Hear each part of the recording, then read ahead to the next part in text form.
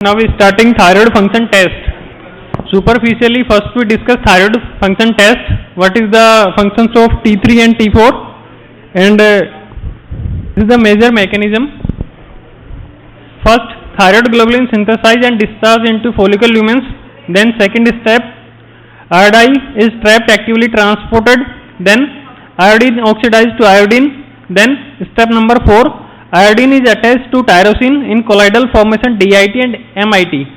DIT means di, MIT means mono.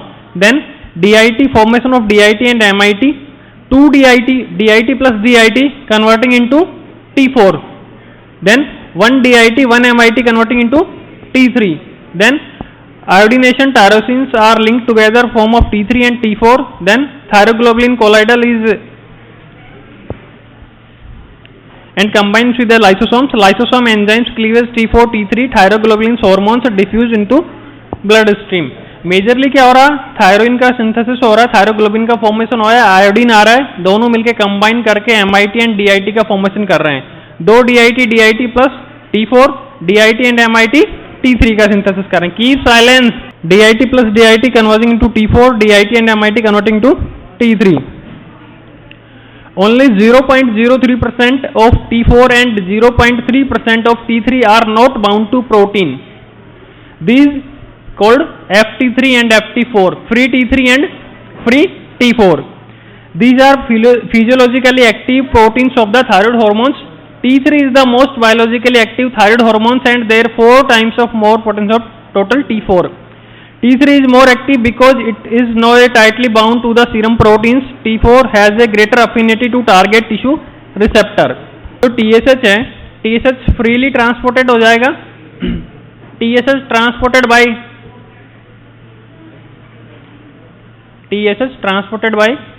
water soluble है, fat soluble है, fat soluble है.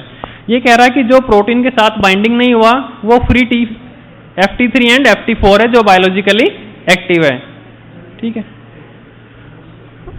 One major advantage of the systems क्या है, अगर आपको काफी टाइम से थायराइड आपने इंटेक नहीं किया है, फॉर्मेशन नहीं हुआ है, सिंथेसिस नहीं हुआ है, तो भी आपकी बॉडी में स्टोर रहेगा ये.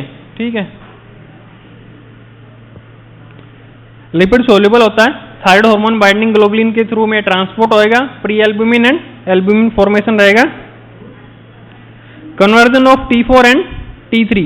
T3 is the much greater biologically active than T4. A large amount of total T4 is converting into T3 in the peripheral tissue. This converging takes place mainly in the liver and kidney. T3 formed is the release to the bloodstream. In addition of T3, an equal amount of reverse T3 may be also formed. This has no biologically activity.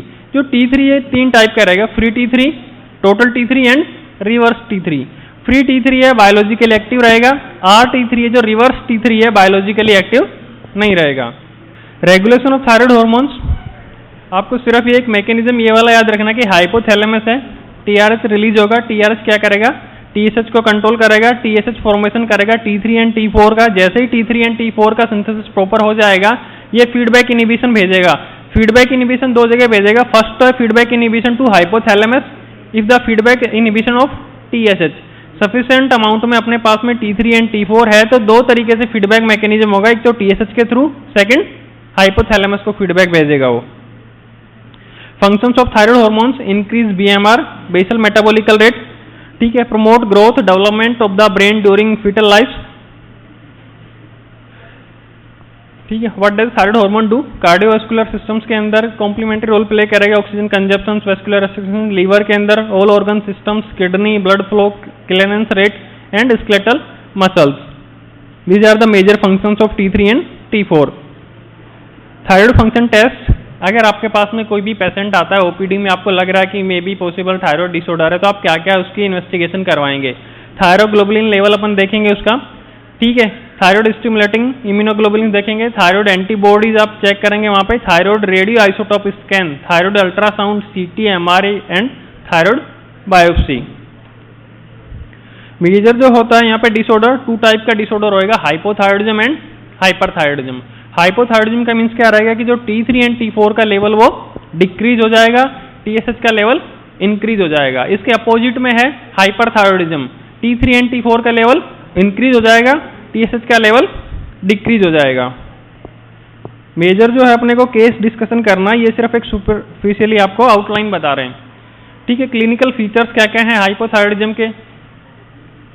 Wait gain हो जाएगा, loss of body hair हो जाएगा, dryness रहेगा, ठीक है, infertility हो जाएगा, constipation रहेगा, मसल्स वीकनेस रहेगा, क्रैम्प आएंगे, ये सब सारे डिसऑर्डर हैं हाइपोथायरॉयडिज्म के।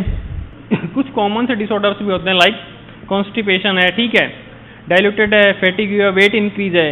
जो आपका डिप्रेशन वाला पेशेंट रहेगा उसमें भी ये सारे सिम्टम्स रहेंगे और हाइपोथायरॉयडिज्म वाले के भी सिम्टम्स रहेंगे। अगर थायराइड के ऊपर क्वेश्चन आता है, ठीक है, लॉन्ग टाइप का क्वेश्चन आए, हाइपो पूछे, हाइपर पूछे, तो आपको ये डायग्राम जरूर मेंशन कर देना वहाँ पे। देखिए यहाँ पे क्या नॉर्मल रेंज है, ये T3, T4, TSH, अगर तीनों ही नॉर्मल रेंज के अंदर है मीन्स कोई भी अबनॉर्मलिटीज नहीं है अपने पास में। सेकंड में देखिए सब क्लिनिकल हाइपोथायरॉयडिज्म, सब क्लिनिकल हाइपोथायरॉयडिज्म के अंदर क्या होगा, हाइपो मीन्स क्या होगा, T3, T4 का लेवल तो डिक्रीज होने लग जाएगा और T4 का लेवल इंक्रीज हो जाएगा। इस कंडीशन को अपन बोलेंगे सब क्लिनिकल हाइपोथायरॉयडिज्म। आपके पास में कुछ पेशेंट्स की रिपोर्ट ऐसे आएगी कि जिनका T3, T4 level normal range में रहेगा। देखिए यहाँ पे जो T3 और T4 है ना नॉर्मल है यहाँ पे, ठीक है, लेकिन TSH है वो क्या है, स्लाइटली इंक्रीज हो जाएगा। यानी कि ये क्या पेशेंट अभी किस तरफ जा रहा है, हाइपरथायरॉयडिज्म की तरफ जा रहा है, लेकिन अभी है नहीं, तो उस कंडीशन को अपन क्या बोलेंगे, सब क्लिनिकल हाइपोथायरॉयडिज्म। जैसे ही यहाँ पे क्लियर कट पिक्चर हो जाएगा कि T3 एंड T4 डिक्लाइन हो जाएगा एंड TSH इंक्रीज हो जाएगा, ये वाला जो ग्राफ बनेगा उस कंडीशन को अपन बोलेंगे ओवर्ट हाइपोथायरॉयडिज्म। सब clinical hypothyroidism and cardiovascular disease. अब आते हैं सबसे फर्स्ट की क्वेश्चन आपके माइंड में कि अगर आपके पास में हाइपोथायरॉयडिज्म का पेशेंट आता है तो अपन क्या क्या इन्वेस्टिगेशन करवाएंगे, किस तरीके से अपन उसका रूट कॉज एनालिसिस करेंगे। आपने सबसे पहले मेजर करवाया TSH, ठीक है, आपने देखा कि TSH का वैल्यू एलिवेटेड है, TSH बढ़ा हुआ है, ठीक है, TSH बढ़ा हुआ मीन्स पेशेंट हाइपोथायरॉयडिज्म का है। फिर आपने क्या किया, मेजरमेंट करवाया फ्री T4 का, ठीक है, देन क्या हो गया, आपने देखा कि इसका फ्री T3 तो क्या है, फ्री T4 क्या है, लोअर साइड में, मीन्स पेशेंट को क्या है, प्राइमरी हाइपोथायरॉयडिज्म। अगर आपसे कोई भी पूछता है कि प्राइमरी हाइपोथायरॉयडिज्म आपने कैसे डायग्नोसिस किया, तो आप बताएंगे कि हमने पहले पेशेंट का TSH मेजरमेंट करवाया था, TSH पेशेंट का डिक्लाइन एलिवेटेड है, ठीक है, देन आपने क्या किया, फ्री T4 मेजर करवाया, फ्री T4 क्या है, उसका लो है, मीन्स पेशेंट को क्या है, प्राइमरी हाइपोथायरॉयडिज्म है। देन अपन क्या करवाएंगे, उसका TPO करवाएंगे। TPO पॉजिटिव नेगेटिव दो पॉसिबिलिटी रहेंगी। TPO पॉजिटिव अगर आता है तो हाशिमोटो रहेगा, ठीक है, T4 आपको इसमें क्या करना है, रिप्लेसमेंट करना, आपको T4 देना है, ठीक है। बाकी अगर आपका नेगेटिव है तो भी आपको सेम ही ट्रीटमेंट रहेगा, T4 का रिप्लेसमेंट करना है, ठीक है। अगर यहाँ पे आपने मेजरमेंट करवाया FT4 नॉर्मल है, मीन्स क्या है, सब क्लिनिकल हाइपोथायरॉयडिज्म। आपको डिफ्रेंसिएशन करना है सब क्लिनिकल हाइपोथायरॉयडिज्म में और प्राइमरी हाइपोथायरॉयडिज्म में। दोनों ही पेशेंटों का TSH है वो बढ़ा हुआ रहेगा, TSH एलिवेटेड रहेगा, लेकिन सब क्लिनिकल हाइपोथायरॉयडिज्म वाले पेशेंट का FT4 नॉर्मल रहेगा। उसके अपोजिट FT4 लो कब रहेगा, जिसको प्राइमरी हाइपोथायरॉयडिज्म रहेगा। दोनों ही कंडीशन में आपको ट्रीटमेंट क्या करना है, रिप्लेसमेंट करना है आपको T4 का। सेकेंड कंडीशन क्या आती है कि आपका नॉर्मल था TSH level with in range में है, ठीक है,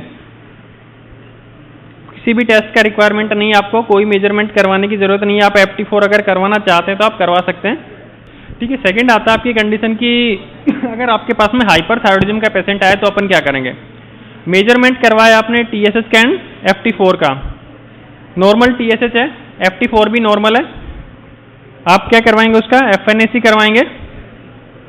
सेकंड कंडीशन क्या आएगी आपकी, TSH क्या है, डिक्रीज है और FT4 एलिवेटेड है। देन अपन क्या करेंगे, पेशेंट्स प्राइमरी थायरॉयडोटॉक्सिसिटी है, यहाँ पे ग्रेव्स डिजीज हो सकता है अगर है पॉजिटिव। देखिए यहाँ पे अपन क्या डिफरेंसेस करेंगे, अपन एक तो करेंगे कि अगर पेशेंट सब क्लिनिकल हाइपरथायरॉयडिज्म का है, दूसरा पेशेंट किसका है, क्लियर कट पिक्चर है हाइपरथायरॉयडिज्म की।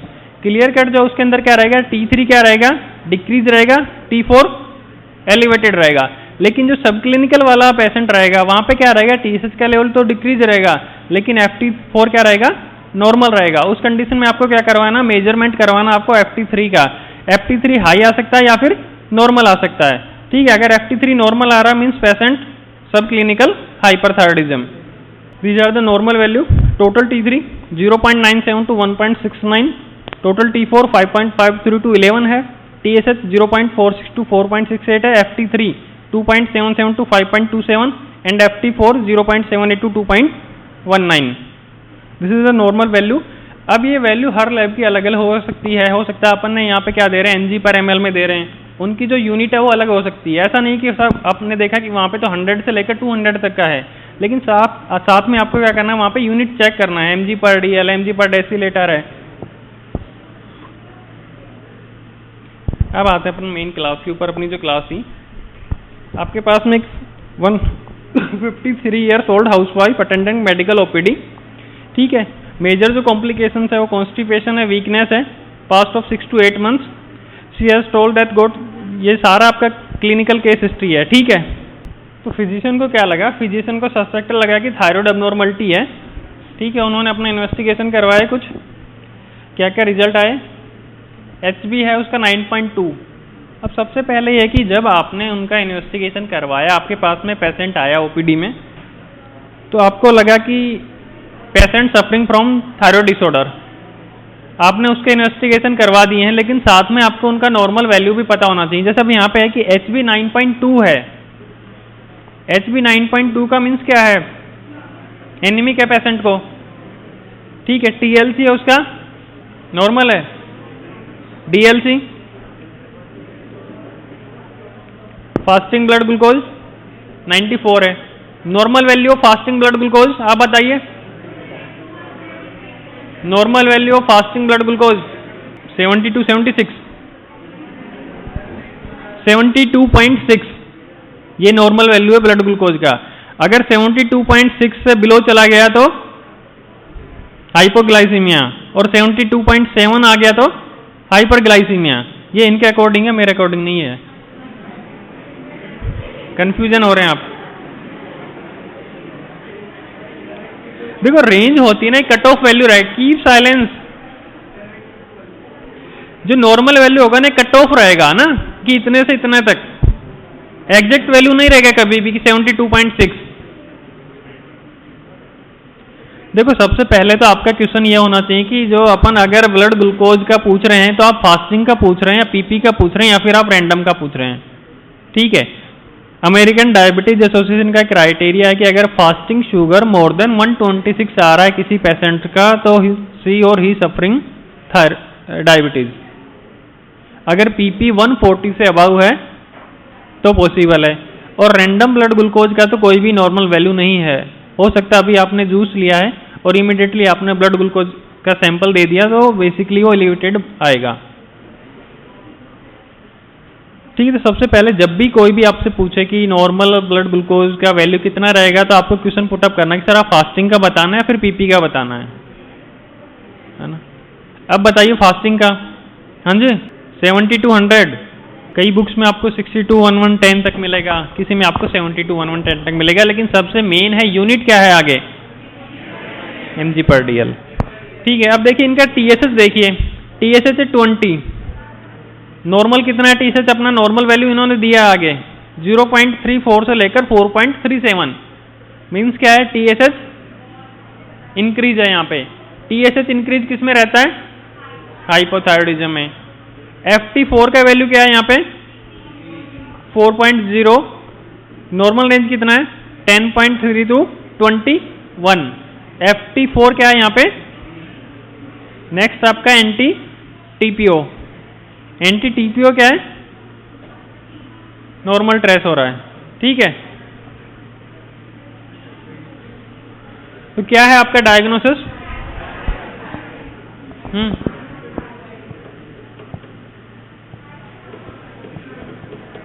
पीछे क्या है डायग्नोसिस पेशेंट का, hypothyroidism, primary secondary,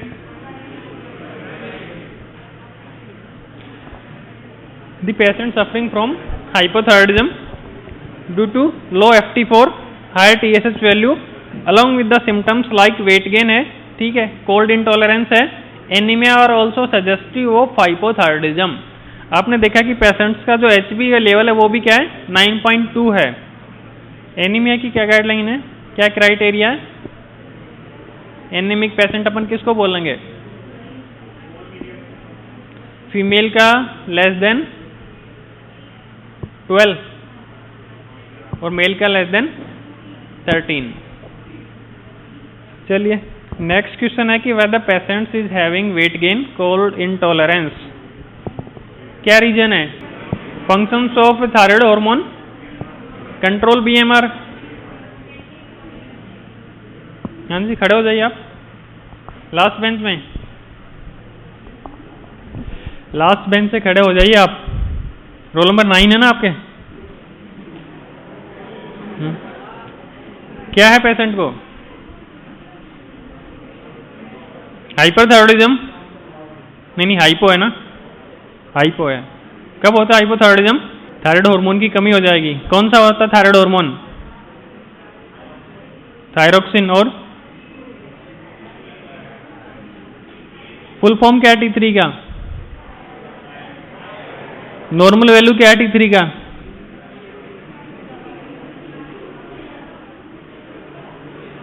normal value of T3। Symptoms of hypothyroidism,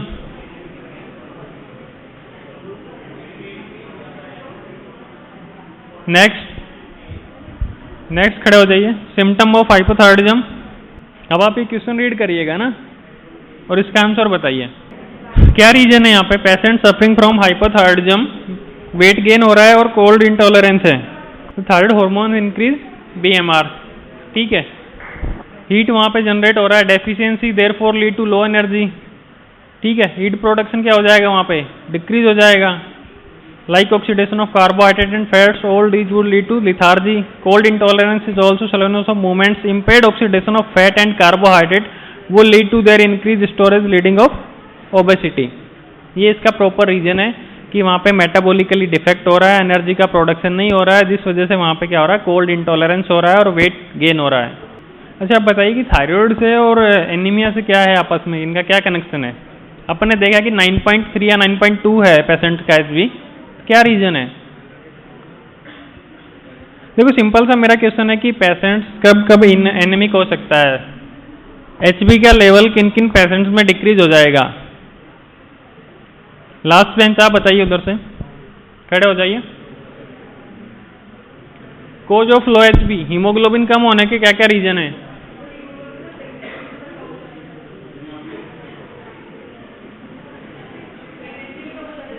बिल्कुल ठीक है। और एग्जैक्टली आयरन डेफिशिएंसी डाइट होगा तो भी।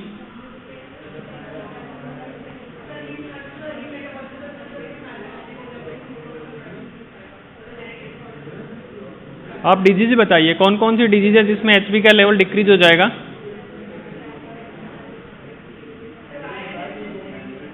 ओके।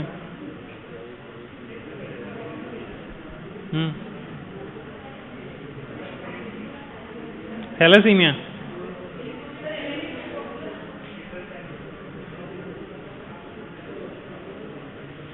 लीवर फेलियर में होगा क्या?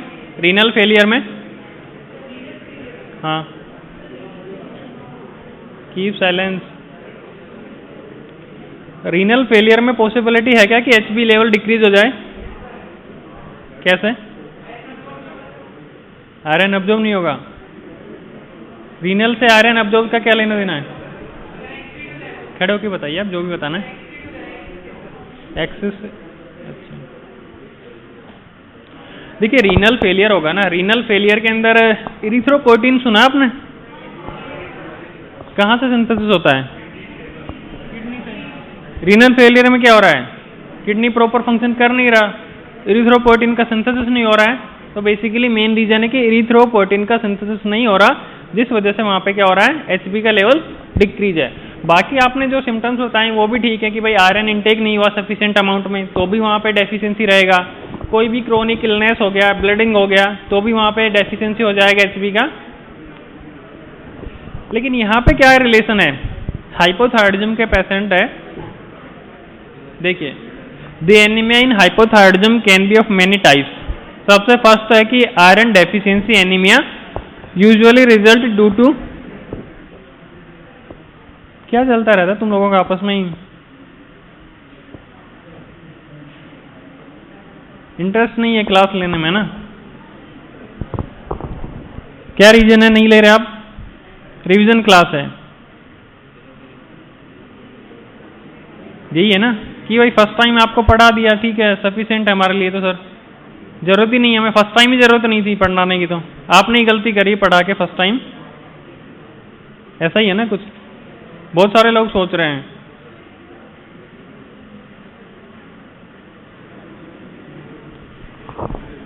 तो यहाँ पे कुछ रीजन है यहाँ पे, ठीक है। एक्सेसिव ब्लीडिंग हो जाएगा, normocytic normochromic anaemia result of the hypocellular activities, ठीक है। Bone marrow decrease erythropoietin productions.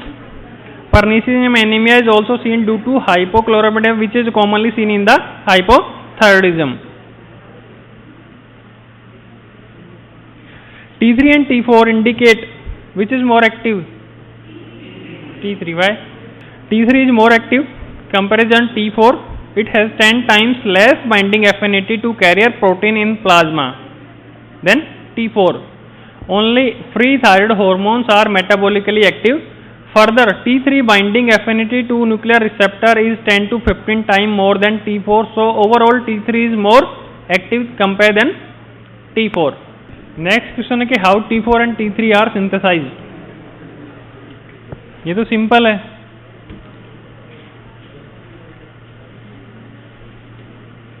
कैसे सिंथेसाइज होगा T3 एंड T4? भाई फर्स्ट तो क्या होगा, MIT एंड DIT का फॉर्मेशन होगा, MIT plus DIT converging into T3 and DIT plus DIT converging into T4, ठीक है। सेम वही प्रोसेस बताया इन्होंने MIT एंड DIT वाला। नेक्स्ट क्वेश्चन है कि what is the importance of total T4 and total T3 are compare to free T3 and free T4, which is better for, कौन सा है बेटर?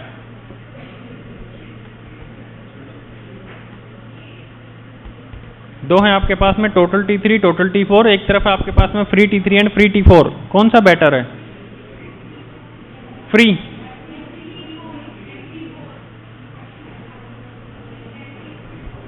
जो फ्री फॉर्म है वो बेटर इंडिकेटर है।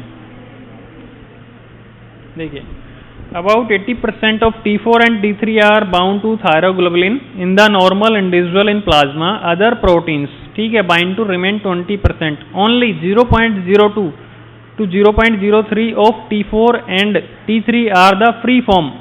Total T4 and T3 include both. Changing in thyroglobulin level affect the both T4 and T3 concentration, but no FT3 and FT4. Thyroglobulin increase in pregnancy and during the intake of contraceptive pills, ठीक है। यानी कि जो आपका total T3 total T4 का level है वो क्या करेगा, अफेक्टेड है। जो भी क्लिनिकल कंडीशन आएंगी वहां पे वो डिस्टरबेंस हो जाएगा, लेकिन जो फ्री फॉर्म है वो एक्यूरेट रहेगा, एक्चुअल रहेगा वहां पे।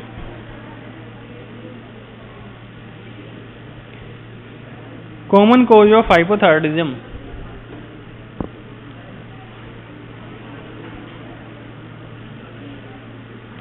Iodine deficiency most common cause है, ठीक है। हाशिमोटो डिजीज ऑटोइम्यून डिजीज है। Surgical remove of thyroid and anti thyroid drugs.